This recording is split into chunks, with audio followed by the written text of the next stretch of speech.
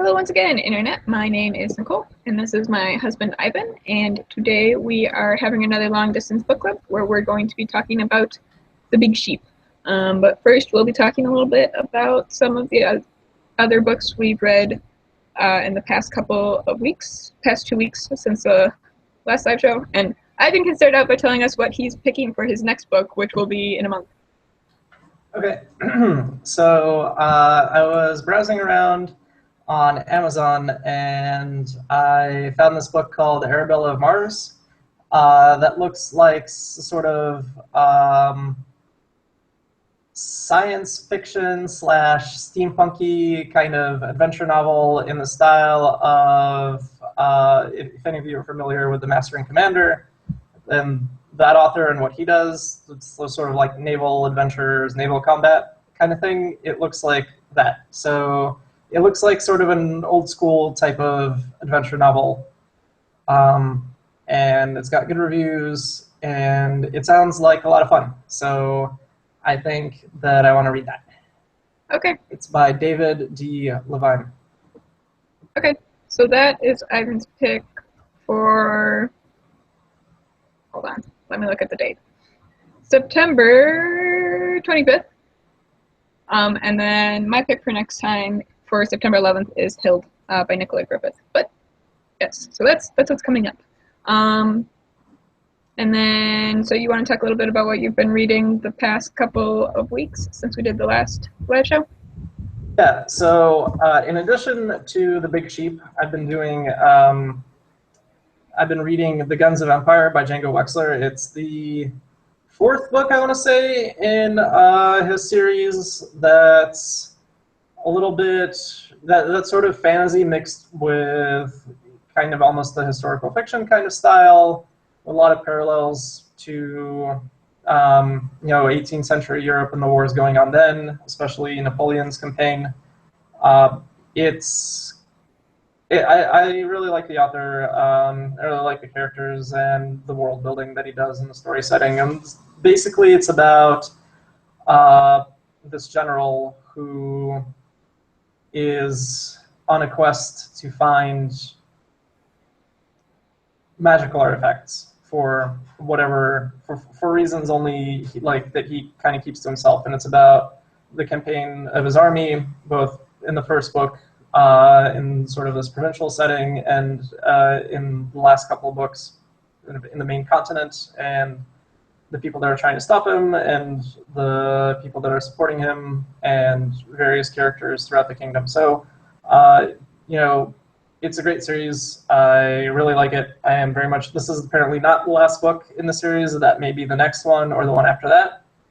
But it is ending soon, so it's most of the way done. But I'm really excited to finish that up. Mostly, I've been playing a lot of No Man's Sky. So that's been taking up some time as well. I had to stop playing that for a bit to finish up The Big Sheep. But that's a lot of fun. I know not a lot of people really like that game, but I enjoy it. It's kind of what I look for in a game. I feel like the people who like it really, really like it. Like, there are at least a couple people in our friend group who are playing that, but it seems to be very hit or miss. Like, some people are not into it at all.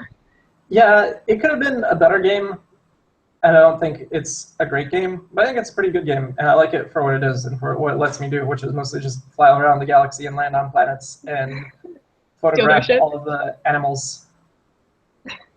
Or photograph all of the animals, whatever you want to do. That's kind of what I like to do. So I have mostly been listening to audiobooks. So Ivan knows this, but I don't know how many of you guys know this. So I've been moving this last week. So Ivan obviously moved and took most of our books, but I kept a few. But then I packed them up in boxes last week. And I'm pretty sure I packed my Kindle in a box because I can't find it. Well, I don't have it. Yeah, no, I'm pretty sure I packed it in a box at some point. Like, it was probably just like on my stack of books that I threw in a box. But so anyway, I've mostly been listening to audiobooks. And so I finished Watership Down. Have you ever read that? No. Okay. It's kind of like it's a pretty well known speculative fiction novel. I wouldn't really say it's science fiction or fantasy, but it's about rabbits who are rabbits. They're not really like humanized rabbits. They're like you're in the head of a rabbit, so they're more interested in eating grass, and they don't have like long-term plans really. But so these rabbits, the group of rabbits that you're following, get some indication. They like realize something's going wrong with the burrow that they're living in, and so they move to a new burrow. And so it's kind of like about their journey and like the difficulties they have establishing the new burrow and stuff like that. And it was pretty good. I like got really attached to the little rabbits. I really wanted them to survive. I've heard about this book.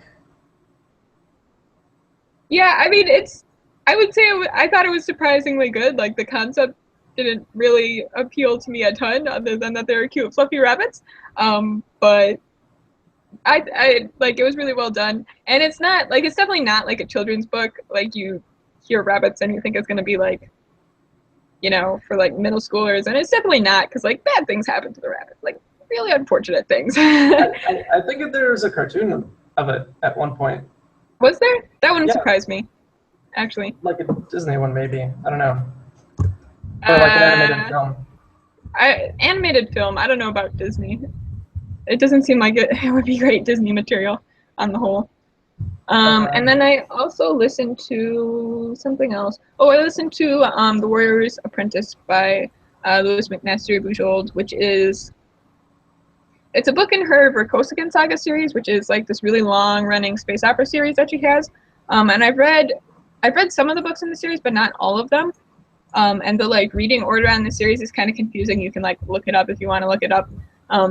But basically, there's like a publication order, and then there's like an internal chronology for the series, and then there's like the author's recommended reading order, and they're all like slightly different. So the book I was reading is The Warrior's Apprentice, which is the first book in the Miles cycle. So it's the first book following Miles, who's a main character for most of the series.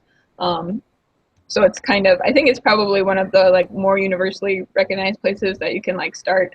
There are a couple of prequel novels that come before this one, but like this is a reasonable place to start if you haven't read the series before. And I'm starting here because I want to read the rest of the series, and I'm not 100% certain which books I've read and which books I haven't read, because the first time I read it, I was reading it in publication order, which is also confusing. It's a very confusing series in terms of order. The publication order thing is confusing because the prequel books, one of them is the first one to be published, but it's really the first book in a duology, but the second book in the duology didn't get published until like book 10 in the series. So it's really weird sometimes. But so I've read like the prequel novels. And that is an old book. It was published the year I was born. Watership Down? The Warrior's Apprentice now. Oh, The Warrior's Apprentice, yeah. Yeah, they're both kind of old. I guess I was kind of going backwards a little bit. I guess she's still writing this series. Yeah, she is still writing the series. It's like 23 books or something, 21 books. It's a lot of books. Yeah. Okay. They're really quick. I like them. They're like fun, and she's a clever kind of humorous writer. Maybe, she's humorous sometimes, but her plots are clever, I think is what I would say. And like a lot of her characters are very clever. So I think they're fun to read. Yeah, I might give it a try. I was planning to, I know we were talking about this last time, The Theft of Swords, that series. Oh, yes. So currently I'm listening to the third book in that series because we talked about it, and then I was like, I should finish up the first trilogy in this series. All right. Well, I'm looking forward to reading that. So. Okay. So I'll try to read once I finish. I'll probably try to finish the Guns of Empire next. I'll probably start Hilde, and then I'll finish that, and then probably get on to The Theft of Swords. Or maybe at that point, I'll I want to be reading Arabelle of Mars. So we'll see. It's on the list. Okay. Hopefully we'll get around to it eventually, if no other exciting video games come out to take my attention. The new Deus Ex game is out, but I've been holding off on playing that. Okay, there aren't any. I've been playing Pokemon Fire Red on an emulator. There aren't any new games I've been super interested in. Although I was last night watching someone play RimWorld for a little while, and that actually looks kind of interesting. But now we're digressing. Do you wanna give a summary of the Big Sheep and like? Yeah, so it's set. It's kind of a near future mystery thriller type of book. I would say like noir inspired, like neo noir, I guess is what you could call the genre, at least in film. So Blade Runner-ish a little bit in its setting. It happens after some sort of global economic or social collapse. It's primarily set in LA, and the LA of that world is sort of divided up into main LA and then districts that kind of fell into anarchy and were never really incorporated back into the Los Angeles city or the Los Angeles government. So the DZs, as they call them.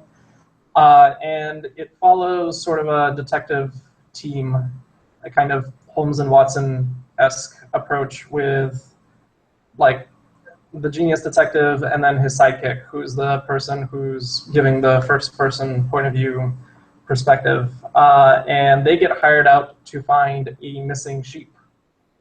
And then a little bit later, they get hired by a famous actress because she thinks someone's out to get her. And she's clearly crazy, but there's also clearly someone out to get her. So, and the two cases of the missing sheep and the actress kind of intertwine in an interesting way, and it's kind of classic noirish in that it deals with a lot of sort of sleazy yet powerful characters who are trying to influence politics, economics, and research, or advancing science for whatever their own ends happen to be. Yep. I would argue that Blake, who's our point of view character, isn't really Watson-ish because he kind of knows what's going on. He's not quite as oblivious as Watson. Like, he has his own plans and his own like agency, and doesn't completely need Erasmus Keene, who's like the Sherlock Holmes character, to tell him what to do. But he definitely misses like the higher level reasoning step. He's not. I mean, he's like not like it's not a classic Sherlock Holmes and Watson dynamic where Watson is just sort of the doofy derp who represents the audience who needs things explained to him by the master detective.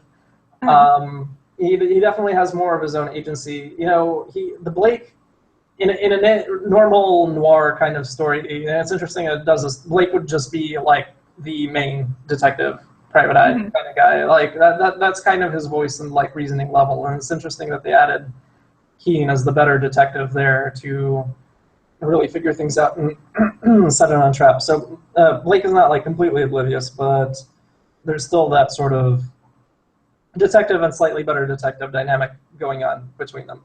Yeah, Blake is definitely the muscle. He's very much the muscle.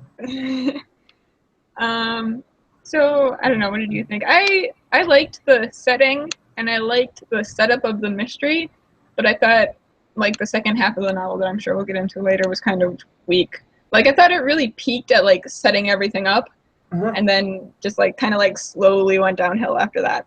That was my kind of opinion on the book. Yeah, I think it was a little too. I think it went a little too like noir cliche in some parts. You pretty much know who the villains are as soon as you meet them. Yeah. And evil people are obviously evil. Yeah, people are obviously evil, and I mean all of them are. It's kind of interesting since pretty much everyone is a villain. which I liked. I thought the setting was interesting. I thought the mystery was pretty interesting. I liked what they did with tying it back to the sheep and the actress, and some of the ideas explored by, the stuff that happens to the actress and how the people manipulating her behind the scenes, what they're doing to her, and ultimately kind of what happens to her in the end. I thought that was pretty interesting. Other than that, I thought it was okay. I didn't think it was particularly exceptional. It sort of treaded the noir private detective path very, very religiously, and didn't really break any bounds there. I like the addition of Keen as kind of someone who's a super detective who brought it up a little bit. So his character was interesting. Blake's character was pretty generic and very much on point for like a first-person detective type of character. Is very stereotypical. So I guess my main complaint with this book, if I were to have one, was that it didn't really break much ground. I think it had the potential to. But the things that I liked about it were the setup of the mystery, the way that the world and the sort of near future type of science played into what was happening in the mystery itself, and the concept of what happens to the actor's character and sort of the implications of that. I liked. Yeah, I agree with you. I think there were some elements of it that the author did really well. Like I think the world is potentially interesting. I think this is the first book in a series, so I mean, there could be more exploration into that. There's definitely hints in the book that there's like a larger plot, like larger scale plot that the characters are kind of related to. So yeah, I mean, I think it could be. Honestly, I think this book could have been stronger in terms of like this really the second half of the book, because as you're saying, nothing was super unexpected about the way things resolve. Like once things are set up, if you know the kind of tropes of the genre that this is in, it's you won't know all the exact details of how things are going to work out, but you'll have a pretty clear idea. Yeah. I mean, I like that there wasn't like a complete resolution. Like, it almost sort of plays into the darker aspects of noir, like Chinatown at the end, where it's not exactly a happy ending. Yeah. I would say. So it stayed more like classical noir in that respect, sort of Blade Runner or Maltese Falcon or Chinatown in that sort of, versus the modern rehash of the genre where I think like the detectives always win and the bad guys always get exploded. at least the urban fantasy approach towards it. So I like that. I thought that was a bit more realistic, that it didn't end in a major bloodbath with everybody getting murdered. Everybody but the hero. Well, everybody but the hero, yeah. Yeah, I don't know. You want to... I like the subtle nods to other kind of other films in the genre, like Sunset Boulevard, I think. That was, okay, related. The author, I don't think the author lives in Los Angeles, so he did his research on like the city streets correctly, and like those places are real, which I thought was good job, author. a lot of times authors don't do that, and then if it's the city you live in, you can like tell, or they're like, he went down the street and took a right, and you're like, did he take a right? Because I'm pretty sure that's a one-way. But no. Yeah, there wasn't that much to it, but well, sure. No, yeah, he also, like, at one point, they're like circling one of the hotels, and they're driving around. It's like mid-Wilshire. And they're driving around circling one of the hotels, and he had the street names right. It's close enough that I knew where they were, and I was like, yep, that is correct. Good job. Yes, I recognize some things from my time in LA. It was good. Sorry, where were you going? Oh, do you want to go into spoilers? I feel like a lot of the second half of this book is probably like the interesting bits to talk about. Sure. Okay. Spoiler time. Yes, spoiler time. Um, so I guess one of the like major science fiction element in this story is about kind of like genetic engineering. Um, so well, yeah. So the sheep that they're looking for has a human brain in it, and this is something you find out like two-thirds of the way through. So pretty solidly in spoiler territory. So the sheep has like a human brain in it, and one of the things that they're doing with Priya Mystery is passing her memories onto clones of her. So they're like making clones and then artificially aging them, and then passing her memories onto them. And so one of the things they want to do is like use the sheep's brain as a repository for the memories, so that they can, keep making clones without loss of fidelity to the memories. I thought this was an interesting concept. I wasn't really super into the way the author portrays it because he does a lot of info dumping to like explain these ideas. So like Yeah. it's a cool idea, but like it was a lot to take in when he was trying to explain it, and I don't think he did the best job of explaining it. But yeah, I kind of wanted to talk to you about that. What did you think about that aspect? Um, I mean, I thought it was. I thought he did okay. Um, it's interesting that it is more than just like a simple. There's steps to the mystery. So first, you find out that the sheep is just quasi legal research, originally developed for like organ transfers into people. So it's like a sheep, but it carries human organs, which okay, that's cool, and that's why it was important to the research foundation. But then later, you realize that like during the collapse that happened, a lot of corporations went into some illegal research. And one of the things that was also done with the sheep is prolong its life and aging process. And also, it has a human brain, which, okay, sure. Uh, so you kind of find out, and I like that it doesn't just dump it all at you at the end. You kind of follow along with them throughout the entire plot. So at first you realize that basically this actress is being cloned multiple times to sort of keep her useful and keep her alive, and just to be able to book her at multiple events. At the same Basically, time. they're cloning her to make more money off her, which I don't know. Wouldn't you think cloning would be kind of expensive? Yeah, yeah. But okay, I would not describe this as a hard science fiction novel. I no, think the science does not hold up to scrutiny very well at all. But no, it doesn't. But it's interesting anyway. So they're basically cloning this actress, and all the clones eventually go insane. So they have to keep killing off her clones and making more clones. And every time they clone her, they transfer the original's memories into the clone. It, edited down, so like they don't know they're clones, but they know something's wrong because they're missing gaps of time, and then other clones do stuff that the originals don't remember doing. Um, and sometimes they like try to write new memories, but those don't work too well. So basically, the clones keep, and the original actress is apparently kind of unstable and somewhat paranoid. So everybody just keeps getting those flaws. So the reason uh, the sort of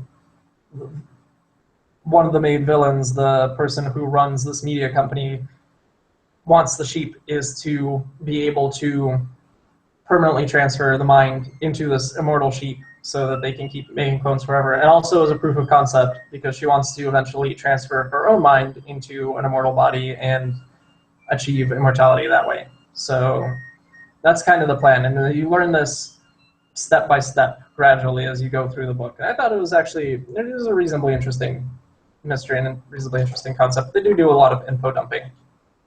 It's like every couple of chapters you learn a new thing.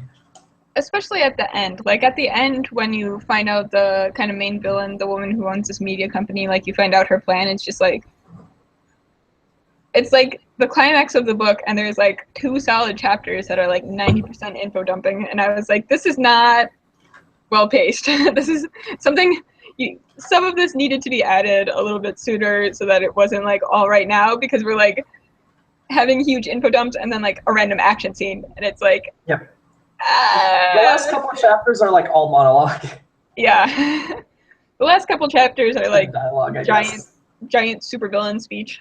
Yeah, well, it's like giant supervillain speech and the aha detective parlor speech. Like, I figured out your plans.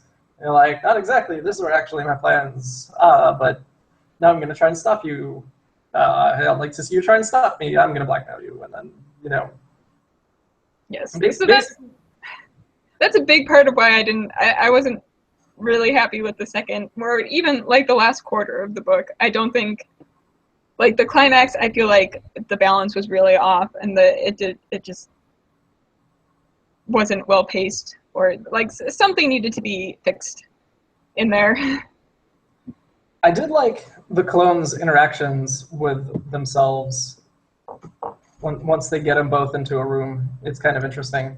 Yeah, I just think the author does a good job of having all of the characters have different reactions to cloning, including the clones. But Yeah. like all of the characters kind of have different opinions on what being a clone means, and like the person that's being cloned is surprisingly okay with it. Kind Like, of. I mean, the clones are probably the most accepting of the clone thing than like anyone. Except the assistant clone, like, except the one who goes murder. That's true. In the end, I guess which like, I thought was really interesting. The clones are most okay with each other, but I guess they don't like the concept of them being a clone. Like, they don't like the idea of there being other copies of themselves, but when they meet themselves, they're pretty okay with it. Yeah, except like the original, who apparently went along with this willingly and completely consensually. Yeah. Like, well, supposedly we never like get to hear anything from that. Yeah, but I'll believe it. Yeah. Hey, there's no real reason to. But then like the woman who's kind of like the villain in the story doesn't really view the clones as being humans at all. Really, Yeah, she thinks they're like property. Yeah, she's kind of a psychopath, so she doesn't really view any humans as being humans, but like especially not the clones. Yep. And then which is interesting because that's what she was planning to do to herself, I guess, essentially. Yeah. So yeah, that's a little strange. And then like the detective whose point of view we're getting kind of has like mixed feelings on it, and isn't quite sure what he believes. I guess he believes they're humans. Yeah, I mean, he treats them like people. He never really. He's kind of like a soft-hearted kind of person. He's like the empathetic character. Yeah. So he sees them as unique and individual people. So it's sad for him whenever they get like killed off. And then one of the clones like absolutely hates the idea of this going on at all and insinuates herself into like the clone production process so that she can basically eventually sabotage it at the very end. Pretty much, yeah. So which is interesting because like various reactions by various people who are technically the same person. Yeah. Yeah, no, I think that the author did a really good job of that, and I think the discussion of cloning, as far as it goes in the book, is probably one of the more interesting things that happens in the story. And like the idea of like how much genetic, like how kind of, the idea of what makes you human, like does the memory transfer, how does that affect your humanity, having your memories transferred, or being genetically modified like that, how does that affect your humanity? I think the author does a good job of kind of having that be like a theme in the background of the book. But yes. Did you have anything else you were dying to talk about? No, I was hoping more use would be made off of like Keen, the smart detective, because he was kind of played up throughout the entire book, but I don't think they made as much use of him as they could have. maybe that's what the next book in the series is for. I think it's Yeah. it's a series. It's a series, right? I said that earlier. I mean, it's definitely the ending is like a setup for the series, and there's definitely a setup for the series. I'm sure if it does well, and based on the Amazon reviews and like how many people seem to be getting it, he's probably going to write another one. So yeah, it might be a series. Actually, he has a lot of other books under his belt. Many of them are series, so yeah, probably. Okay. I don't know if I'm necessarily going to continue it. We'll see what the other books are like. Maybe I'll read the second one and think about it. Yeah, I'll probably wait for you to read the second one first and see what you say. It's not like it was okay. It was good, but it wasn't. Yeah. It's not like the top of my to buy list after reading it. It wasn't. Yeah, it definitely. I liked it. I thought it was pretty good. I didn't think it was like great. I didn't think it was amazing. So a 3 out of 5 or a 3 out of 5 is pretty good, like enjoyable, but not really pushing it. Although it had the opportunity, like it had the chance, so it's a little bit disappointing in that sense because it could have been better. I think I see like ways in which it could have been better, but maybe they will get better, or maybe they'll just kind of hit a rut and do like the sort of noir-esque thriller stereotypical stuff, at which point I'll probably stop reading. So I might give the second one a chance when it comes out or whenever I have time or when I pick up on it. It may be like a series that I come back to after a couple of years and see what's going on with it and whether I should continue along. It's not like a series that I definitely know I'm going to stop reading it. It's not one of those. And I'll wait for you to read it first like, and tell me about it. I try a lot of like first book in the series urban fantasy books and don't come back to a lot Drop of them. a lot of them, yeah. I drop a lot of those because they're bad. They're so bad. Oh my god. Like, I should maybe do like a stream dedicated to talking about how I hate that genre and love it at But the you same keep time. reading it. I know, I hate it and I love it at the same time. It's like romance books for guys, I think. Like, And girls. A lot of girls time. read urban fantasy too. I mean, paranormal romance and urban fantasy are basically the same thing. I think urban fantasy sort of branched up. Well, I mean, what was it? No, War of the Oaks. Remember that? Yeah, I didn't actually end up reading it. You didn't read War of the Oaks? No, because I was Weren't planning. you there for this? Yeah, it was right before our wedding. Oh, yeah, it sucked. It was like, that was the prototypical urban fantasy, and it was terrible. I mean, okay, I know that book has a lot of dedicated fans, and I know some people really like it. I hated it. I hated everything about it. And it, like, everything that I dislike about the urban fantasy genre is just, like, there in that. And it's one of the originals, the sort of, the set type for the genre. But there's also very good things about it and very good ideas about it, so I could see how people like picking up the genre would be really excited and interested by the stuff. And like someone new to the genre, I would say would maybe like some of that stuff, like and be able to overlook a lot of its flaws.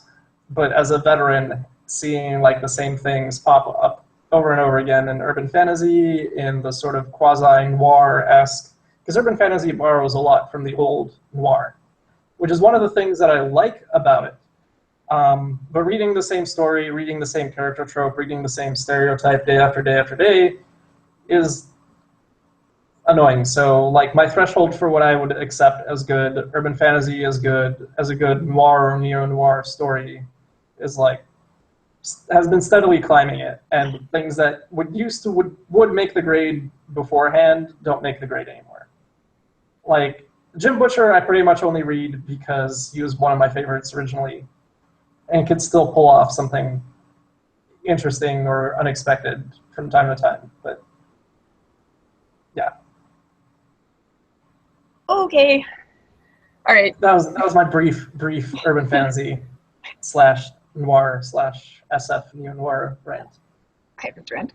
Do we have anything else? Anything else you want to cover on the Big Sheep, or are we? Well, like I said, I kind of like how the villains sort of get away with it. Okay.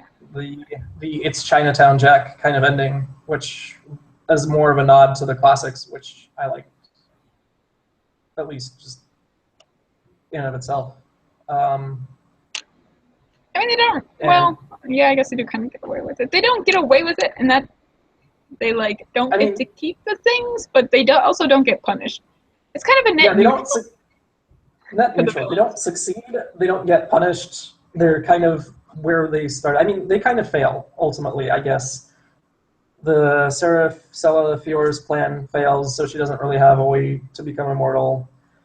The research, like, president who's in charge of all the shady research, you know, he has to basically hide all the evidence and try to conceal things, and doesn't really profit from it either. So they don't like succeed. They don't win, but they also don't really. They don't get imprisoned or blowed up. They don't get imprisoned or blown up. They stay at status quo, and they stay basically in power. Yeah. They'll probably be back. They might not. Well, we'll see. I think the woman who's kind of like the main villain will be back. Really? Because I think she's kind of tapped out. Like, there's not much left for her. I mean, I feel like there's enough other things. So she's tapped out on this plotline, but I feel like there's enough other things she's involved in that we can see her again. I mean, yeah, maybe as like a shady person pulling the strings, because she basically owns like all of LA. All of the media. I feel like this person owns all of the media is going to come back on us at some point. She may come back on us. It'll be interesting if she does. If there's something that will, she could, but at the same time, I kind of hope that she doesn't really, or at least not in a big way, because I do think she's kind of tapped out as a character or as a plotline. I mean, maybe there'll be something interesting regarding her plotline. Yeah, that's true. Maybe she'll play into this Maelstrom project stuff that they've been hinting at, but yeah, I'm hit or miss on her. It would get really boring if she was like the recurring villain like all the time. Yeah. Maybe give her a rest and then bring her back when she has enough to do, and it makes sense. Yes, when she has some other nefarious plot going on, which I'm sure she has some other nefarious plot going on. We just don't know about it yet.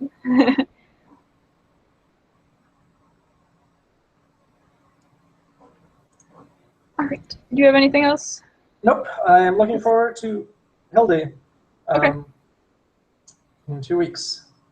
Yep. That's pretty much all my thoughts on The Big Sheep. It is pretty short for people who haven't read it yet. If you happen to still be here, it was pretty short and quick. And if you like that kind of genre and that kind of stuff, I think it is at the very least enjoyable. I agree. So Hild is for 2 weeks from now, so September 11th. And we'll try and do this. We'll try and keep the time consistent, but we'll see if, things come up or whatever. So yeah, that's pretty much it. So we'll talk to you guys in 2 weeks. Bye. Bye, Internet.